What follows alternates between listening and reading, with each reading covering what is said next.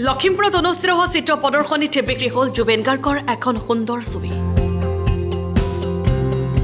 এই ছবিখন আচলতে জুবিন গাৰ্গৰ ওপৰত থকা ছবি।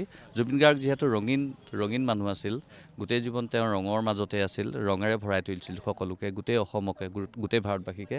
সেইকাৰণে মই চিন্তা কৰি আছিলোঁ যে জুবিন গাৰ্গক কি ধৰণেৰে আঁকিলে মোৰ মনৰ পৰা সন্তুষ্টি লাভ কৰিম।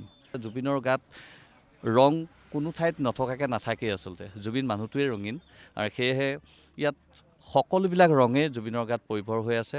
জুবিনৰ অকল ৰঙেৰে অঁকা হৈছে ইয়াত। এইখনে বিক্ৰী হৈ গ'ল ইতিমধ্যে।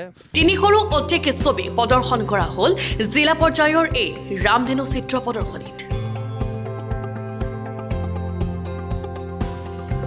কমেও 300টাধিক ছবি আছে, তাতোতকৈ অধিক আছে আৰু ইয়াতে শিশুসকলৰ ছবিয়ে নহয়, খ্যাতনামা শিল্পীসকলৰ ছবি আছে। এই চিত্ৰ প্ৰদৰ্শনীত নিজৰ ছবিসমূহ ৰাইজৰ মাজলৈ উলিয়াই অনাৰ সুযোগ পালে উঠি অহা চিত্ৰশিল্পীসকলেও। মই আপোনাৰ 2-3খনমান ছবি দিছোঁ ইয়াত। তাৰে স্কেটছ কেইটামান দিছোঁ আৰু বুদ্ধা ছবি এখন দিছোঁ। মাতৃ আৰু নিজৰ সন্তানৰ লগত জড়িত ৰখা এখন ফটো মই আঁকি দিয়া হৈছে। তাতে মই নিজৰ ইম'শ্যনটো দেখাব বিচাৰিছোঁ, মাদাৰ আৰু ছনৰ বা চিলড্ৰেনৰ ওপৰত কেনেকুৱা ইম'শ্যনছ হয়। মই ইয়াতে কেইবাখনো দিছোঁ। মই অলপ এষ্ট্ৰেক আৰু কলা ষ্টাইলৰ আৰ্টবোৰ কৰিছিলোঁ আৰু লাষ্টলি মই ইয়াতে গামোচা এখন দিছোঁ, যিখনত আমি জুবিনদাৰ ছবি এখন মই আঁকিছিলোঁ।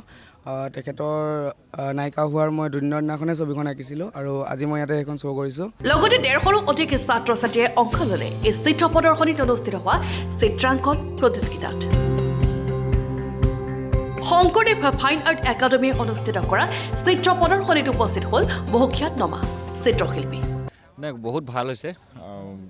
মানে মই আহি তাৰ পৰা চাই আহি আছোঁ, ইমানেই ভাল কাম আছে, গৈ আগবাঢ়িবই পৰা নাই আৰু খুব ভাল হৈছে। এনেকুৱা এইটো ভাল পদক্ষেপ লৈছে ৰাজু দাহঁতে। এনেকুৱা আৰু পাতি থাকিব লাগে ছবিৰ কাৰণে, কাৰণ প্লেটফৰ্ম নাথাকে এক্সিবিশ্যন কৰিবলৈ। এতিয়া বাৰু আমাৰ লখিমপুৰত এটা এক্সিবিশ্যন চেণ্টাৰ খুলিছে, খুব ভাল কথা এইটো।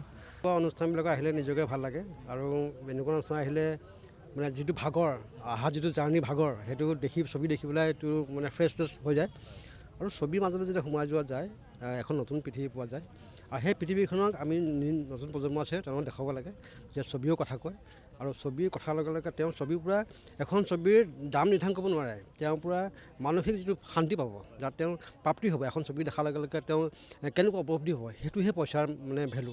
কিন্তু আপুনি এখন ছবিৰ দাম নিৰ্ধাৰণ কৰিব নোৱাৰে। জুবিন গাৰ্গৰ সোঁৱৰণত এঙাৰখোৱাত অনুষ্ঠিত হোৱা এই ৰামধেনু চিত্ৰ প্ৰদৰ্শনীত ছবিৰ উপৰিও প্ৰদৰ্শন কৰা হ'ল মাজুলীৰ চামগুৰি সত্ৰৰ মুখাশিল্প। তেখেতসকলে এনেকুৱা এখন মঞ্চ দিলে য'ত নেকি 4খন ডিষ্ট্ৰিক্ট ল'ৰা ছোৱালী আহিছে, 300খন পেইণ্টিং ইয়াত আছে। এখন পেইণ্টিং যদি এজন ব্যক্তিয়ে 1 মিনিটকৈও চায়, 300 মিনিট তেওঁলোকে পেইণ্টিংখিনি উপভোগ কৰিব পাৰিব।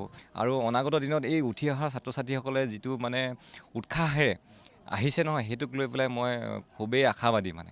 আৰু লখিমপুৰখন এনেকুৱা এটা পৰিৱেশ হওক য'ত নেকি এই পৰিৱেশবোৰৰ কাৰণে লখিমপুৰলৈ মানুহ আহিব। উঠি অহা প্ৰজন্মক উৎসাহিত কৰিবলৈ লোৱা এই পদক্ষেপৰ বাবে অনুষ্ঠানটিৰ উদ্যোক্তাসকলক ধন্যবাদ জনাইছে সকলোৱে।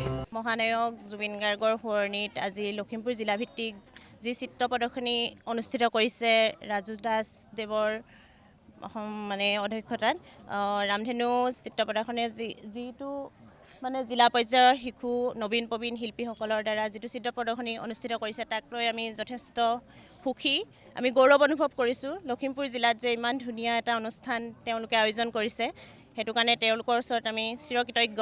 ধন্যবাদ জনাইছোঁ সকলো কাৰ্যকৰ্তাকে। মোৰ ছোৱালীক মই আজি ইয়ালৈ আনি পিনি যিখন মঞ্চ ইয়াত দেখিলোঁ, মানে লখিমপুৰত যদি এনেকুৱা মঞ্চ আৰু যদি দেখিব পাওঁ, মানে আমাৰ ল'ৰা ছোৱালীখিনি বহুত উপকৃত হ'ব। আমাৰ উত্তৰ লখিমপুৰত আজিলৈকে এনেকুৱা এখন প্ৰদৰ্শনী বহুত কম দেখোঁ। আগুৱাই যাবৰ কাৰণে বহুতখিনি এখন মঞ্চৰ পৰাই বহুতখিনি আগুৱাই যাবৰ কাৰণে আপুনি সুবিধা পাব তেখেতসকলে। তাৰ কাৰণে ধন্যবাদ জনাইছোঁ যে আয়োজক মণ্ডলীক। Bureau' report, Lakhimpur.